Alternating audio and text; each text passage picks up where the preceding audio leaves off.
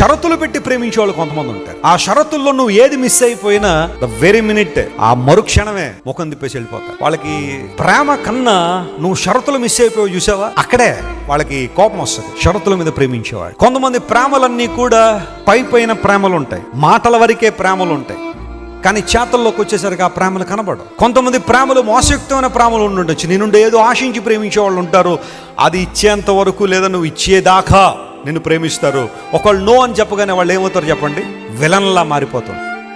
ఆ సందర్భంలో పౌలు గారు అందుకనే రాశాడు, ప్రభువా, మరణమైన జీవమైన ఎత్తైన లోతైన దేవదూతలైన ప్రధానులైన ఉన్నవైనా రాబోవును అయినా నీ ప్రేమ నుండి నన్ను వేరు చేయలేవు. చప్పట్లు కూడా దేవుని మహిమపరచండి.